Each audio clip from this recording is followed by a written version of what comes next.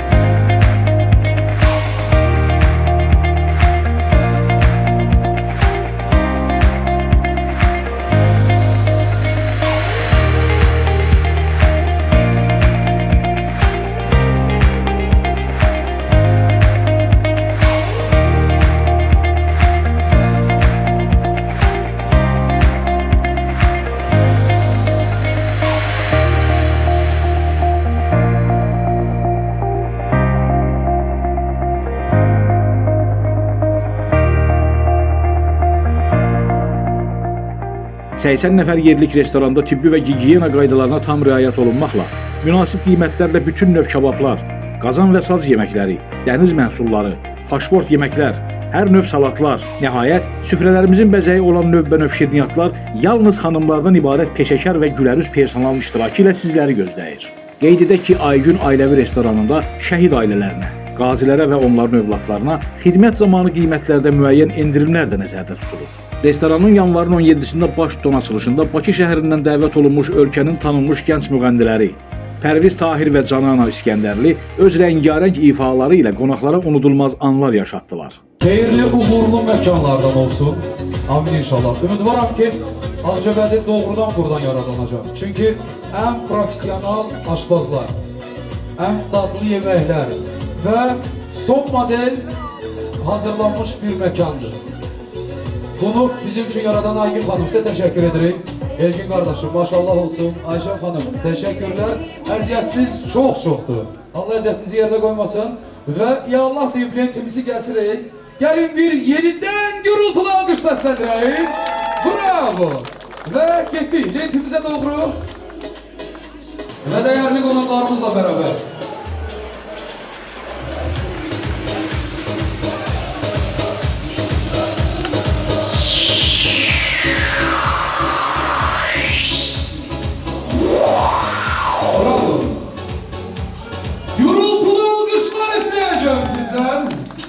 Hayırlı, uğurlu, düşerli mekanlardan olsun. Aygün Ailəvi restoranı maşallah olsun. Değerli konuklarımız.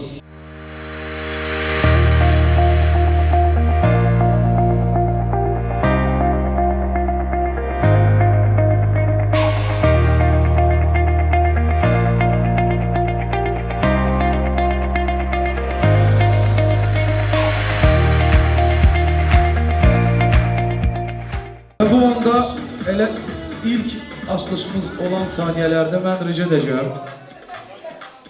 Aygün Ailəvi restoranı rəhbərindən Aygün xanım, rica edəcəm. Buyuraq musiqili medamıza.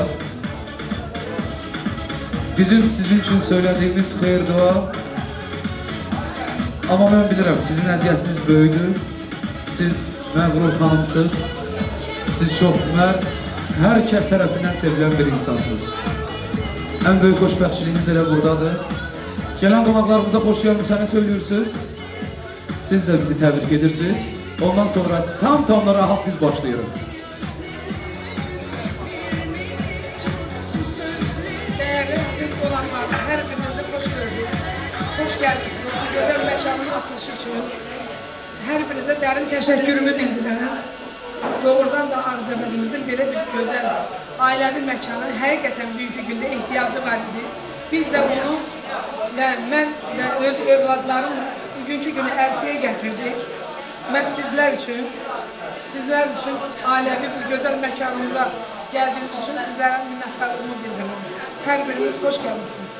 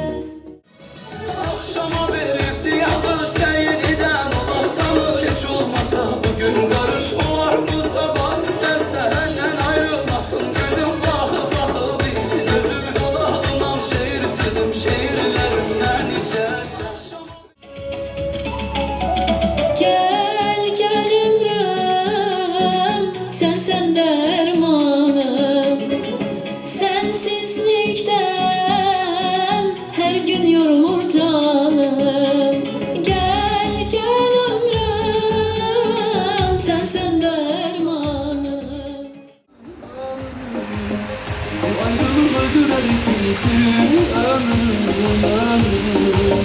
Kime desem duyacaklar bizi ömrüm.